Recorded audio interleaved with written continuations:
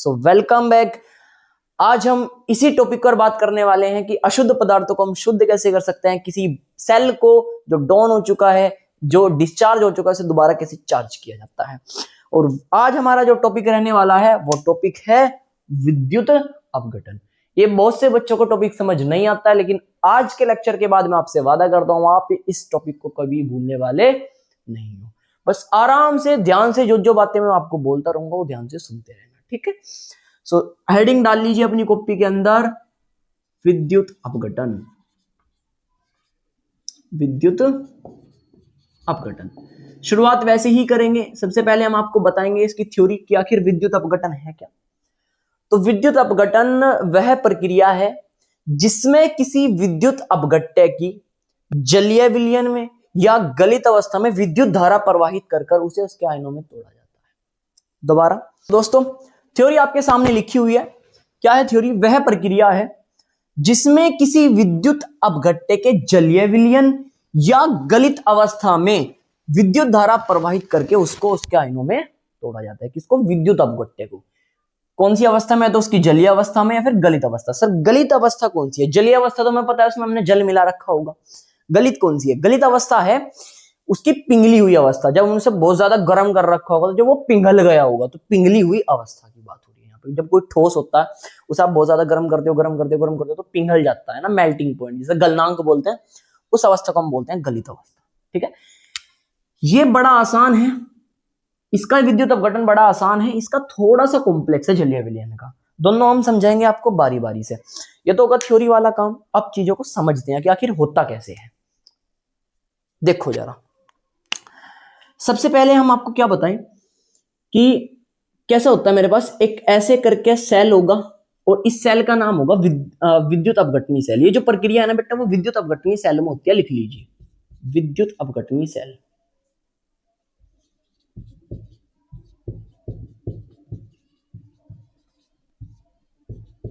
ये प्रक्रिया विद्युत अपघटनी सेल में पूरी होती है। ठीक है, अब इस सेल के अंदर दो टर्मिनल होंगे, दो इलेक्ट्रोड होंगे। सभी को पता है सेल के अंदर दो इलेक्ट्रोड होते हैं। एक होता है धनात्मक, एक होता है ऋणात्मक। सही बात है, एक धनात्मक इलेक्ट्रोड होता है, एक ऋणात्मक इलेक्ट्रोड होता है। जो धनात्मक इलेक्ट्रोड होता है विद्युत अपघटनी सेल के अंदर, इसे हम बोलते हैं एनोड। इसे हम क्या बोलते हैं? एनोड। और जो ऋणात्मक होता है उसे हम बोलते हैं कैथोड। उसे हम बोलते हैं कैथोड। एकदम सही बात है। और ये एक विलयन में डूबा रहता है। इसके अंदर हम वो विलयन भरते हैं, वो विद्युत अपघट्य भरते हैं जिसका हमें विद्युत अपघटन कराना हो। ठीक है, अब चलिए पहला एग्जांपल लेते हैं। हम किसका विद्युत अपघटन करा रहे हैं? मान लीजिए हमें NaCl का विद्युत अपघटन करना है। अब NaCl एक ठोस है, इससे पहले हमें गलित अवस्था में परिवर्तित करना पड़ेगा। क्यों? क्योंकि हमने ये प्रक्रिया है वो जलीय गलित अवस्था में। सही बात है, ठीक है सर। तो ये ठोस है, इसे हम गलित अवस्था में बनाएंगे। गलित अवस्था में बनाने के लिए हम इसमें उष्मा देंगे, बहुत सारी उष्मा देंगे। उष्मा देने के बाद ये गलित अवस्था में आ जाएगा। ठीक है बात। तो सबसे पहली बात कि हम इसे गलित अवस्था में लेके आ जाएंगे। अब ठीक है सर, ये गलित अवस्था में आ गया, और गलित अवस्था में आने के बाद ये अपने आयनों में मान लीजिए टूट गया, एक Na+ में और एक Cl-। तो इस सेल के अंदर मैंने जो विलयन भरा हुआ है उसमें कौन कौन से आयन है? एक Na+ आयन है और एक Cl- आयन है। तो इसके अंदर Na+ है और Cl-, Na+ है और Cl- है। ठीक है, बहुत बढ़िया। इसके अंदर ये जो विद्युत अपघट्य भरा हुआ है, अब प्लस हमेशा माइनस के पास जाता है और माइनस हमेशा प्लस के पास जाता है। तो Na+ यहां से कहां पे जाएगा? कैथोड पे जाएगा। तो जो सबसे पहली अभिक्रिया होगी वो होगी मान लो कैथोड पर। तो कैथोड पर क्या हो रहा होगा सर? कैथोड पर सर हमने देखा कैथोड पर सोडियम जा रहा है, तो कैथोड पर अभिक्रिया होगी कि सोडियम जा रहा है, इसमें एक इलेक्ट्रॉन आएगा, जुड़ेगा। क्यों क्यों जुड़ेगा एक इलेक्ट्रॉन? भाई इस पे माइनस आवेश आया हुआ है कैथोड पे, तो इसका मतलब इसमें बहुत सारे इलेक्ट्रॉन है, बहुत सारे इलेक्ट्रॉन है। तो इस प्लस को खत्म करने के लिए इसमें से एक इलेक्ट्रॉन से दे देगा और इधर क्या बना देगा? सोडियम Na बना देगा। ठीक है सर, सर इस हिसाब से तो फिर Cl माइनस इस पे जाएगा प्लस वाले पे, बिल्कुल इस पे जाएगा। तो ये कहां पे जा रहा है, एनोड पर। एनोड पर कौन सी अभिक्रिया होगी सर, एनोड पे होगी कि भैया Cl माइनस है मेरे पास, वो एनोड पे जा रहा था, एक इलेक्ट्रॉन इसमें बाहर इसमें से इलेक्ट्रॉन बाहर निकलेगा और जब रिएक्शन होगी तो Cl बन जाएगा, इलेक्ट्रॉन निकल जाएगा बाहर। ऐसी एक Cl जो प्रकृति की अवस्था होता है, Cl उसमें प्राकृतिक अवस्था में खाली Cl के फॉर्म में नहीं पाता, वो Cl2 गैस की फॉर्म में पाया जाता है प्रकृति में। तो क्या होगा, यहाँ पे दो Cl आपस में जुड़ जाएंगे, एक Cl और आएगा और ये दोनों Cl जुड़कर क्या निकालेंगे, क्योंकि दो Cl है तो मतलब यहाँ पे दो लगेगा, यहाँ पे भी दो लगेगा, दो इलेक्ट्रॉन बाहर आएंगे। इस हिसाब से अगर रिएक्शन को बैलेंस करना हो तो इसमें भी दो Na प्लस है, दो इलेक्ट्रॉन बाहर जुड़ गए इसमें और दो Na। सही बात है, ये किसको हो रहा है सर, कैथोड पे। तो हमने शुद्ध सोडियम प्राप्त कर लिया, किससे, नमक से। नमक से शुद्ध सोडियम हमने प्राप्त कर लिया, या नमक से शुद्ध क्लोरीन गैस हमने प्राप्त कर ली। किस प्रक्रिया के थ्रू, सारा विद्युत अपघटन की प्रक्रिया के थ्रू। और यही मैंने आपको शुरुआत में बात बोली थी कि पदार्थ को उनके यौगिकों में से शुद्ध अवस्था में बदलने की प्रक्रिया है विद्युत अपघटन। देखो जरा, कैथोड पे क्या प्राप्त हुआ सर, सोडियम प्राप्त हुआ, सोडियम धातु प्राप्त हुई। एनोड पे क्या प्राप्त हुआ सर, एनोड पे क्लोरीन गैस प्राप्त हुई। अच्छा सर, सो ऐसे ही होना है, बिल्कुल ऐसे ही होना है। प्लस वाला हमेशा माइनस के पास जाएगा, माइनस वाला हमेशा प्लस के पास जाएगा, इतना ही करना है जो गलित अवस्था है उसमें। ये तो मैंने आपको बताया था, एकदम आसान है गलित अवस्था तो, ठीक है। इसे उतार लीजिए, फिर मैं सर रफ कर रहा हूं और एक और एग्जांपल ले रहा हूं। तो चलिए दूसरा एग्जांपल देखते हैं फटाफट से, मुझे उम्मीद है आप भी इसे कर दोगे। अब कैसे सर, देखो लेड ब्रोमाइड, गलित अवस्था में लेड ब्रोमाइड का हमें विद्युत अपघटन करना है। सर PbBr2 है मेरे पास, PbBr2 है सर मेरे पास। जब इसकी रिएक्शन होती है तो सर Pb डबल प्लस में टूटता है और Br सिंगल माइनस में टूटता है, जिसमें दो Br लगे होंगे। ठीक है बात, यही है सर, बढ़िया। वही एक सेल होगा, एक सेल के अंदर अभिक्रिया होगी, दो इलेक्ट्रोड इसमें उपस्थित होंगे, एक ये रहा, एक ये रहा। ये तो सिर्फ समझाने के लिए है आपको, जब आप कॉपी के अंदर लिख रहे होंगे ना, आपको सिर्फ ये रिएक्शन लिखनी है, ये कि कैथोड पे क्या हो रहा, एनोड पे क्या हो रहा, कौन सी गैस निकल रही, कैसे इसका विद्युत अपघटन हो रहा, बस इतना। ये मैं आपको समझाने के लिए कर रहा हूं कि इसमें भी ये पॉजिटिव मान लो है, ये निगेटिव मान लो है, मतलब ये कैथोड हो गया क्योंकि इस पर ऋणावेश आया हुआ है, इस पर धनावेश आया, मतलब ये एनोड हो गया। और इसमें कोई विलयन भरा हुआ है और वो विलयन किसका है, Pb डबल प्लस का और Br माइनस का। तो इसमें एक तो Pb डबल प्लस उपस्थित है और एक Br माइनस उपस्थित है। सही बात है। अब Br माइनस कहां जाएगा सर, एनोड पे जाएगा, और Pb डबल प्लस कहां जाएगा सर, कैथोड पे जाएगा। तो कुल मिला के एक बात अपने दिमाग पर डाल लो, सर चूंकि कैथोड ऋणात्मक है तो उस पर धनायन जाएगा सर। सर चूंकि कैथोड ऋणात्मक है तो उस पर हमेशा धनायन जाएगा सर। तो कैथोड पर रिएक्शन क्या होगी, कैथोड पर विद्युत अपघटन में क्या अभिक्रिया होगी सर, कैथोड पर जो Pb डबल प्लस है, Pb डबल प्लस है, इस पर दो इलेक्ट्रॉन मिलेंगे, कौन देगा, ये कैथोड देगा। क्यों, क्योंकि इस पर बहुत सारे इलेक्ट्रॉन है सर, तभी इसका माइनस आवेश आया हुआ है। जब अभिक्रिया हो जाएगी तो सर ये Pb में बदल जाएगा, क्या में बदल जाएगा, Pb में। ठीक है सर, समझ गए। एनोड पे क्या होगा, एनोड पर क्या होगा सर, एनोड पर जाएगा जिसके पास ऋणावेश होगा, Br माइनस। क्यों, क्योंकि इसके पास प्लस आया हुआ है तो मतलब इसमें इलेक्ट्रॉन की कमी है, तो Br माइनस इसे इलेक्ट्रॉन दे देगा। कैसे होगा, Br माइनस गया है एनोड पर, रिएक्शन होगी और ये Br में बदल जाएगा और एक इलेक्ट्रॉन को बाहर निकाल देगा। ये इलेक्ट्रॉन कौन ले लेगा, ये वाला जो कैथोड है। क्यों, क्योंकि इसके पास इलेक्ट्रॉन की कमी है, सॉरी एनोड है, इस पे इलेक्ट्रॉन की कमी है। ठीक है, बढ़िया। लेकिन प्रकृति में Br इस अवस्था में नहीं पाया जाता, तो दो Br आपस में जुड़ जाएंगे, यहाँ पे जो दो Br बने होंगे और ये क्या बना लेगा, ब्रोमीन गैस। क्या बना लेगा, ब्रोमीन गैस। तो एनोड पर क्या बन रही है, एनोड पर ब्रोमीन गैस बन रही है। कैथोड पर क्या मिल रहा है, कैथोड पर सर लेड मिल रहा है, लेड शुद्ध अवस्था, लेड की शुद्ध अवस्था, ब्रोमीन की शुद्ध अवस्था। ये तो जब आप लेड ब्रोमाइड का, गलित अवस्था में लेड ब्रोमाइड का विद्युत अपघटन करते हो तो कैथोड पर सर हमें लेड मिलता है और एनोड पर सर हमें ब्रोमीन गैस मिलती है। ये आप थ्योरी में लिख दोगे बाद में, इतना उतारने के बाद। इतना सा होता है भाई साहब। बैलेंस करना है, देखो जरा, दो Br2 निकालने हैं तो मतलब इधर दो Br चाहिए होंगे, इधर दो Br चाहिए होंगे, दो इलेक्ट्रॉन चाहिए होंगे, एक नहीं दो इलेक्ट्रॉन चाहिए होंगे। सही बात है। इस हिसाब से सर हमें दो Br चाहिए होंगे और दो दूनी चार, चार इलेक्ट्रॉन चाहिए होंगे और दो Pb चाहिए होंगे। सही बात। वैसे एक ही Pb में काम हो रहा, क्योंकि PbBr2 है ना पूरा, तो एक ही Pb में काम हो जाएगा यहाँ, तो इसमें तो कोई टेंशन वाली बात है नहीं। रिएक्शन हमें दिख रही है कि एक पीबी पर 2 Br जुड़ रहे, 2 Br निकल गए, एक पीबी बाहर हो गया। तो इस करके पूरी अभिक्रिया उसमें होती है। ठीक है सर। सर आपने गलित अवस्था में तो मैं समझा दिया, हमें सिंपल सी बात होगी, इनको इनके आयनों में तोड़ देंगे, जो धनावेशित वाला होगा उसे माइनस के पास लेकर चले जाएंगे नीचे कैथोड पर, और जो ऋणावेशित होगा उसे सर हम एनोड पर ले जाएंगे। ये तो हम समझ गए। लेकिन अगर जलीय वाली अवस्था हो तब क्या करेंगे हम? जलीय वाली अवस्था को समझने का प्रयास करेंगे। इसे रफ कर रहा हूं मैं एक बार, ठीक है। सो चलिए अब हम बात करते हैं किसकी? सर जलीय H2SO4 की। जलीय मतलब तनु, तनु का मतलब भी जलीय होता है जिसमें पानी बहुत ज्यादा होगा।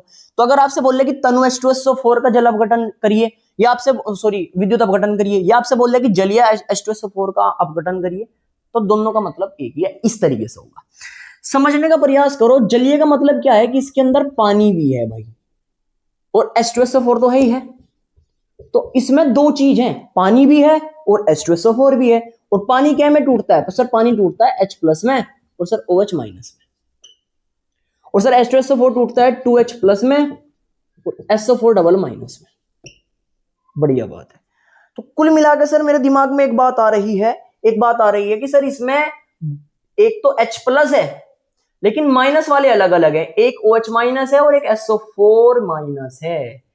यानी कि जब मैं इसका विद्युत अपघटन करा रहा हूंगा तो इतनी बात तो कंफर्म होगी कि प्लस वाले के पास कौन जाएगा? माइनस वाला, है ना। और माइनस वाले के पास कौन जाएगा? प्लस वाला। ये तो आपने बता दिया था।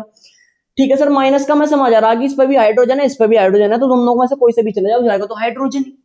तो इसकी तो कोई टेंशन वाली बात नहीं है माइनस वाले की। लेकिन सर प्लस वाले पे कौन जाएगा? OH- जाएगा कि SO4- जाएगा? ये चीज समझने वाली है बस, कि सर OH- जाएगा कि SO4- जाएगा, ये बताओ सर हमें। तो यही सारी चीजें बस इसमें। तो इसे याद रखने के लिए आपको एक मैं सीरीज लिख रहा हूं, SO4 डबल माइनस होता है, SO4 ठीक है ना।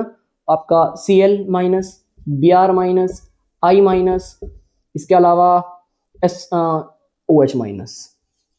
ये सीरीज को आपको याद रखना है ऊपर से नीचे की साइड। जो नीचे वाला होगा, सबसे ज्यादा नीचे वाला होगा, वो जाएगा हमारे पास किसमें? प्लस वाले के पास, यानी एनोड के पास। तो सर मेरे पास दो आयन बन रहे, एक OH- बन रहा, एक SO4 बन रहा, एक SO4 बन रहा और एक OH-। सर इन दोनों में कौन जाएगा? भाई OH- जाएगा। क्यों? क्योंकि सर SO4 से तो नीचे है OH, SO4 से तो नीचे है OH, तो सर OH जाएगा, बिल्कुल OH जाएगा। ठीक है सर, हम समझ गए।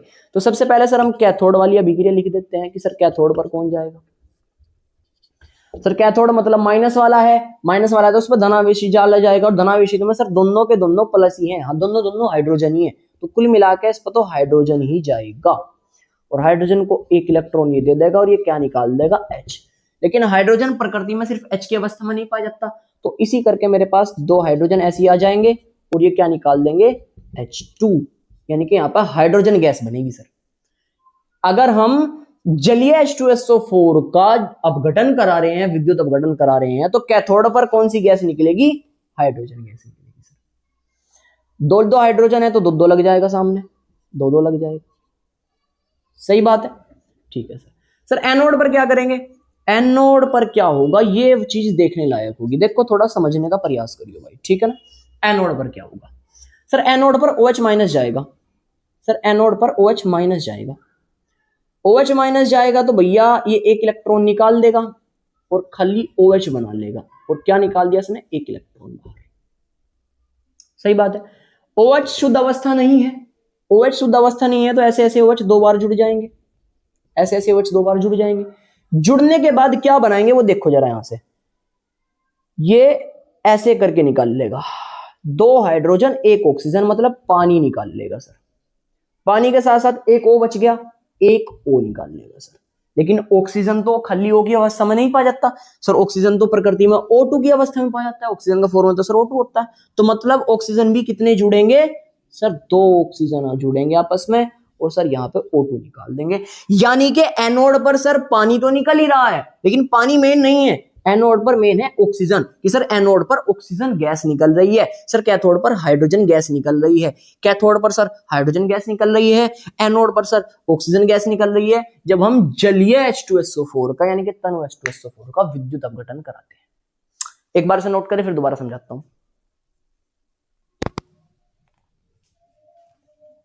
कर लिया नोट? बढ़िया। देखो मैंने क्या बोला, मैंने ये बोला था भाई साहब, पॉज करके नोट करना था, वीडियो को रोक के नोट करना था बेटा, ठीक है सर। मैंने ये बोला कि जलीय H2SO4 की हम बात कर रहे हैं, तो इसमें सर दो चीजें हैं। जलीय मतलब इसमें सर पानी भी है, और H2SO4 तो हमने लिया हुआ ही है। तो सर पानी तो टूटेगा H प्लस में और OH माइनस में, और H2SO4 टूटेगा 2H प्लस में और SO4 डबल माइनस में। यानी कि सर इसमें एक तो H प्लस आयन है, प्लस में धनायन है, और ऋणायन में सर दो हैं, एक OH माइनस है, एक SO4 डबल माइनस है। सर इतना तो फिक्स हो गया कि सर कैथोड पे यानी कि ऋणावेश पर सिर्फ हाइड्रोजन चला जाएगा, चाहिए हाइड्रोजन चला जाए, चाहिए हाइड्रोजन चला जाए, उससे फर्क नहीं पड़ता। तो सर इतना तो ठीक हो गया कि सर कैथोड पे हाइड्रोजन गैस ही निकलेगी। लेकिन सर एनोड पर क्या निकलेगा, ये तो समझने वाली बात होगी ना, कि सर SO4 जाएगा कि OH जाएगा। तो वहां पे ये सीरीज आपको याद रखनी है, अगर इनमें से कोई सा आया हुआ है तो सबसे निचले वाला जाएगा कंपैरिजन में। मान लो अगर Cl माइनस होता, OH माइनस होता, तो तब भी OH माइनस ही जाता। सही बात है। तो एनोड पर कौन जाएगा सर, OH माइनस जाएगा। OH माइनस जाएगा तो OH माइनस एक इलेक्ट्रॉन निकाल के OH बना लेगा। OH कोई शुद्ध अवस्था नहीं है, तो दो OH आपस में जुड़ेंगे, दो OH सर आपस में जुड़ेंगे तो यहां से ये पानी निकाल लेगा और एक ऑक्सीजन बाहर निकल जाएगा। लेकिन सर ऑक्सीजन की ये प्राकृतिक अवस्था थोड़ी ही है, तो दो ऑक्सीजन और जुड़ेंगे और O2 निकाल लेंगे। अब ये सर दूसरा ऑक्सीजन कहां से आया है सर, इसमें दो ऑक्सीजन लग गए, तो मतलब यहाँ पर दो ऑक्सीजन निकले होंगे। अगर यहाँ पर दो ऑक्सीजन निकले होंगे तो सर मतलब दो पानी भी होंगे, और ये भी दो दो होंगे, ये भी कितने होंगे, दो दो होंगे। सर दो OH और दो OH टोटल कितने हो गए, चार OH हो गए। तो मतलब यहाँ पे चार OH, यहाँ पे चार OH, और चार ही कितने निकलेंगे, इलेक्ट्रॉन। अब जाके पूरी अभिक्रिया हो गई। ठीक है, रिएक्शन को बैलेंस भी तो करना होता है भाई, कि सर दो ऑक्सीजन निकल रहे हैं, क्योंकि इधर दो ऑक्सीजन थे, टोटल कितने हाइड्रोजन होंगे, दो दूनी चार, सर चार हाइड्रोजन निकल रहे हैं, दो तो ये रहे और दो ये रहे, चार हाइड्रोजन निकल रहे हैं सर। ऑक्सीजन कितने हो गए, दो और दो, ये चार ऑक्सीजन हो गए सर, दो ऑक्सीजन है और दो ऑक्सीजन, चार ऑक्सीजन हो गए सर। अभिक्रिया को बैलेंस किया जाता है, इसलिए मैं बोलता हूँ कि पहले आप पूरी अभिक्रिया लिखो आराम से, बाद में बैलेंस करो। कि सर एक ऑक्सीजन बना था मेरे पास, जबकि आपने तो दो ऑक्सीजन जोड़े हैं ना ऐसे, तो मतलब यहाँ पर दो ऑक्सीजन बने होंगे। अगर ये दो बने होंगे तो यहाँ पर भी दो लगा दो, यहाँ पर भी दो लगा दो, यहाँ पर भी दो लगा दो। अब चूंकि दो OH और दो OH मिलकर टोटल चार OH हो गए, तो मतलब ऊपर चार OH होंगे, और अगर ये इधर चार OH होंगे तो इधर भी चार ही बनेंगे, और चार इलेक्ट्रॉन इसमें निकलेंगे। Point to be noted. उम्मीद है समझ आ गया होगा ये लेक्चर। अब आप इसका भी जो जलीय वाला होगा उसका भी आप विद्युत अपघटन कर लोगे। ठीक है, कभी ऐसा हो जाए, कभी ऐसा हो जाए कि सर धनायन अलग अलग हो जाए, तब क्या करेंगे। जैसे ऋणायन का तो सर हमें समझ में आ गया कि आप ये हमें सीरीज बता दी, इसमें जो निचले वाला होगा वो हमारे पास किस पे चला जाएगा, एनोड पर। लेकिन सर अगर धनायन अलग हो जाए, मान लो जैसे यहाँ पे तो सिर्फ H प्लस ही था जलीय वाला, लेकिन इधर Cu आ जाए, कॉपर आ जाए, कॉपर आ जाए, फिर क्या करेंगे सर हम। अगर कॉपर आ जाए तो फिर तो दिक्कत हो जाएगी, फिर आपको विद्युत रासायनिक श्रेणी याद रखनी होगी भाई। क्यों, क्योंकि अभी ये तो नहीं पता भाई हाइड्रोजन जाएगा कि Cu जाएगा, यहाँ पर दोनों हाइड्रोजन थे, तो आप सिंपल सी बात है H प्लस ले गए थे माइनस वाले के पास। लेकिन अगर एक H प्लस हो और एक Cu प्लस हो, मान लो यहाँ पे Cu प्लस होता है ना, यहाँ पे क्या होता, Cu प्लस होता, Cu डबल प्लस होता, CuSO4 है ना, यहाँ पे CuSO4 होता। अब क्या करेंगे सर, तो इस कंडीशन में आपको विद्युत रासायनिक श्रेणी याद रखनी पड़ेगी बेटा। क्या याद रखनी पड़ेगी सर, विद्युत रासायनिक श्रेणी। अच्छा सर, सर Cu प्लस की बात हो रही है, H प्लस की बात हो रही है, और प्लस वाला सर किसके पास जाता है, माइनस के पास। माइनस कौन है सर, कैथोड। और कैथोड पे मैंने आपको स्टार्टिंग में ही बताया था, कैथोड वो जगह है, कैथोड वो इलेक्ट्रोड है जिस पर अपचयन होता है, एनोड वो इलेक्ट्रोड है जिस पर ऑक्सीकरण होता है। यही अभिक्रिया आपको सामने यहाँ पे दिख भी रही है। कैथोड पे मैंने क्या बोला सर, कैथोड पे आपने बोला सर अपचयन होता है। सर कैथोड पे अपचयन ही तो हो रहा, देखो जब H प्लस था तो इसकी ऑक्सीकरण अवस्था कितनी थी, +1, और इसने दो इलेक्ट्रॉन ग्रहण करके H बना दिया, खाली H बना दिया, यानी कि ऑक्सीकरण अवस्था घट गई। ऑक्सीकरण अवस्था घट गई तो ये तो अपचयन होता है, तो कैथोड पे अपचयन हो रहा। एनोड पे ऑक्सीकरण होता है, देखो OH माइनस था, -1 थी ऑक्सीकरण अवस्था, इधर जाके 0 हो गई, -1 से 0 हो गई, बढ़ गई ना एक, तो यहाँ पे ऑक्सीकरण हो रहा। तो कैथोड पे सर अपचयन होता है, एनोड पे सर ऑक्सीकरण होता है। ठीक है ना। अब सर कैथोड पे जाने की बात हो रही, एनोड पे तो हम समझ गए कि जो इस सीरीज के हिसाब से हम लिखा देंगे कि जो निचले वाला होगा वो एनोड पर चला जाएगा प्लस वाले पर। लेकिन अगर दोनों प्लस अलग अलग हो, जैसे कि यहाँ पे सर एक कॉपर प्लस आया हुआ है, एक H प्लस आया हुआ, तब कौन जाएगा, हाइड्रोजन जाएगा कि कॉपर जाएगा, तो वो जाएगा विद्युत रासायनिक श्रेणी के हिसाब से। चूंकि मेरे पास कैथोड पर अपचयन होता है, यह मैंने आपको दिखा दिया, अपचयन होता है, और हाइड्रोजन में और कॉपर में देखा जाए तो कॉपर ज्यादा अपचयित होता है, कॉपर हाइड्रोजन से ज्यादा अपचयन होना चाहता है, अपचयित होना चाहता है। क्यों, ये कैसे पता चल रहा सर, विद्युत रासायनिक श्रेणी से। विद्युत रासायनिक श्रेणी में मैंने आपको बताया था जो निचले वाले तत्व होंगे वो ऊपरले वाले तत्वों से ज्यादा अपचयन अक्षमता रखते हैं अपने अंदर की, खुद का अपचयन करवाना चाहते हैं ज्यादा। जो निचले वाले होंगे विद्युत रासायनिक श्रेणी में वो जाएंगे मेरे पास किस पर, कैथोड पर। तो यानी कि इस कंडीशन में सर इस बार हाइड्रोजन नहीं जाने का सर, अच्छा इस बार हाइड्रोजन नहीं जाने का सर, अगर कॉपर CuSO4 है तो अब कौन जाएगा सर, कॉपर जाएगा, कॉपर डबल प्लस। और अगर कॉपर पर डबल प्लस है सर ये 2 इलेक्ट्रॉन लेगा और इधर कॉपर बना देगा, यानी कि कैथोड पर सर कॉपर प्राप्त होगा, सर कैथोड पर कॉपर प्राप्त होगा। अब उम्मीद है ये आपको पूरे तरीके से समझ आ गया होगा। अब विद्युत अपघटन का कोई भी सिंगल क्वेश्चन भी नहीं छोड़ने वाले, चाहे आप यूपी बोर्ड से हो, ये CBSE बोर्ड तो थोड़ा मैंने हिंदी वाला बोला लेकिन इतनी भी हिंदी यूज नहीं करी, CBSE को तब भी हो जाएगा, ठीक है ना। किसी भी टाइप का आपको क्वेश्चन बना के दे दे पेपर के अंदर, 3 नंबर मान के चलिए अगर ये आ जाता है ना तो 3 नंबर में आएगा भाई, 3 नंबर आपके पूरे हो गए। चाहे वो हमें सर गलित अवस्था में दे दे, गलित अवस्था में दे दे सर बड़ा आसान है, सिंपल सा, जो प्लस वाला होगा माइनस के पास चला जाएगा, माइनस वाला होगा प्लस वाले के पास चला जाएगा। अगर सर हमें जलीय वाला भी देता ना तो हम भी तब भी कोई टेंशन नहीं है सर, हम तो आसानी से कर लेंगे तब भी। क्यों सर, अगर दोनों प्लस अलग वाले हुए, जैसे कि यहाँ पे वो दोनों प्लस प्लस अलग है, ये दोनों अलग अलग हैं सर, एक H प्लस है एक Cu डबल प्लस है, तो सर हम विद्युत रासायनिक श्रेणी देख लेंगे कि जो विद्युत रासायनिक श्रेणी में सर नीचे होगा वो सिंपल किस पे जाएगा, माइनस में। जैसे हाइड्रोजन में और कॉपर में सर कॉपर नीचे होता है तो सर कॉपर चला गया कैथोड पर, कॉपर चला गया, शुद्ध हो गया यहाँ पे कॉपर जाके, ठीक है सर। लेकिन सर अगर हमें माइनस माइनस वाले भी अलग दे रखे होंगे, जैसे कि यहाँ पे भी माइनस माइनस वाले अलग होंगे गलित अवस्था में, उसमें द्रव्य अवस्था में, तो सर हम ये सीरीज याद रखेंगे कि जो इसमें नीचे होगा वो किस पे जाएगा, एनोड पे। दोनों में नीचे देखना है, विद्युत रासायनिक श्रेणी में भी जो नीचे होगा वो जाएगा और इस वाली श्रेणी में भी जो नीचे होगा वो जाएगा। जैसे कि सर SO4 में और OH में, OH सर नीचे है तो मतलब यहाँ पे एनोड पर कौन जाएगा, OH जाएगा। ऐसे करके सर हम रिएक्शन लिख देंगे और हमारा क्वेश्चन पूरा सोल्व हो जाएगा सर, हमें 3 नंबर पेपर में मिल जाएंगे। सो वेल आनंद आ गया होगा पूरा।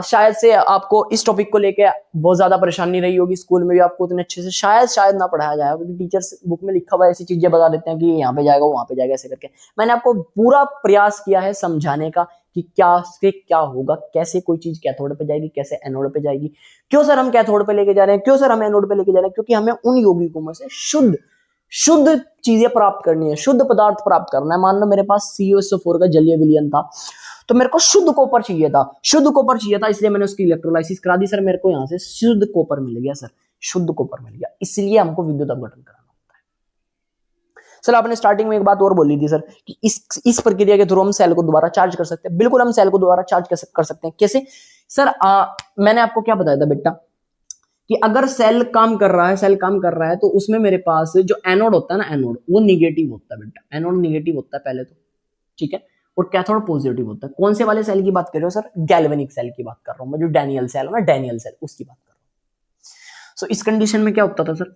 जो एनोड पे जो वो टूट के नीचे गिर रहा था, जिसमें जैसे इसमें इलेक्ट्रॉन बढ़ रहे थे। कुल मिला के समझो, देखो नॉर्मल भाषा में किसी सेल को डाउन होने के लिए जो अभिक्रिया हो रही होगी ना उसको उल्टी कर देती है ये वाली अभिक्रिया। उल्टी कैसे सर, कैसे, जो गैल्वेनिक सेल था, डैनियल सेल था, वो ऋणावेशित था जिस टाइम पे वो डाउन हो रहा था, डिस्चार्ज हो रहा था। लेकिन जब बात चार्जिंग की आएगी तो एनोड पॉजिटिव हो जाएगा, उल्टा हो जाएगा, और ये कैसा हो जाएगा, निगेटिव हो जाएगा। तो अगर ऐसा हो गया और इसे हम बाहर, ऐसा करने के लिए हमें से बाहर किसी सर्किट से जोड़ना होता है भाई, बाहर किसी सर्किट से, किसी बैटरी से जोड़ना होता है, बैटरी से, किसी हाई वोल्टेज की बैटरी से जोड़ना होता है, ठीक है ना। आपको प्लग में लगाना पड़ेगा जिसका करंट सेल से ज्यादा होना चाहिए, किसी ऐसी चीज से आपको इसे जोड़ना पड़ेगा जिसका करंट इस सेल से ज्यादा हो, किसी बैटरी से जोड़ना पड़ेगा, फिर ये बैटरी से करंट देगा चार्ज करने के लिए, ठीक है। अगर आप किसी बाहर से कोई बैटरी जोड़ दोगे तो एनोड पॉजिटिव बन जाएगा और कैथोड निगेटिव बन जाएगा और ये सेल चार्ज होना शुरू कर देगा, ये सेल जो होगा चार्ज होना शुरू कर देगा। क्यों, क्योंकि इसके अंदर विद्युत अपघटन की प्रक्रिया हो रही है, नॉर्मल सी बात है, ठीक है। सो उम्मीद है आपको बहुत अच्छे तरीके से ये वाला लेक्चर समझ आ गया होगा। अगर बेटा आपको ये वाला लेक्चर समझ आया हो तो प्लीज इस चैनल को सब्सक्राइब जरूर कर ले, वीडियो को लाइक जरूर कर ले। आपके एक लाइक से, एक सब्सक्राइब से हमें बहुत ज्यादा मोटिवेशन मिलता है। अपने दोस्तों के साथ शेयर जरूर करें और अपना ओपिनियन कमेंट बॉक्स में जरूर देके जाए कि आखिर आपको लेक्चर पसंद आया है नहीं। हालांकि लेक्चर थोड़ा सा बड़ा हो गया है और एक बात क्या आते हैं बच्चे ना स्टार्टिंग में ये व्हाइट बोर्ड देखकर ही बैक कर देते हैं। भाई पूरा कंटेंट देखो पहले आराम से, समझ नहीं आता है तो दोबारा चैनल पे मत आना, कोई टेंशन वाली बात नहीं है, वो आप पे डिपेंड करता है कि आपको पढ़ना है नहीं। सभी का टीचर्स का समझा, देखो नॉलेज सभी के पास है जो टीचर्स पढ़ा रहे हैं, तरीका होता है जो असली काम होता है ना होता है समझाने का, कि कैसे टीचर आपको एक्सप्लेन कर रहा है, आपको समझ आ रहा है या नहीं आ रहा है। अगर आपको समझ आ जाता है तो वो बच्चा वहां पे अपने आप रुक जाता है। इस चीज से अंदाजा मत लगाइए कि व्हाइट बैकग्राउंड है तो ये बढ़िया नहीं पढ़ाने का, या ऐसे नहीं पढ़ाने का, वैसे नहीं पढ़ाने का। एक व्हाइट बोर्ड पे एक मार्कर लेके एक छोटा सा बच्चा पढ़ा रहा है ना, इस चीज से अंदाजा नहीं लगाइए। आप कंटेंट देखिए, अच्छा लग रहा है तो पढ़िए, हो सकता है आपका लाइफ चेंज कर दूं मैं, हो सकता है कि आपको पूरी 12th में ही पढ़ाऊं, फिर आपको इतना अच्छा लगूं मैं, मेरी एक्सप्लेनेशन आपको समझ आ जाए, है ना। सो खैर चलिए मिलते हैं नेक्स्ट सेक्शन में, पढ़ते रहिए, स्वस्थ रहिए, ओके बाय।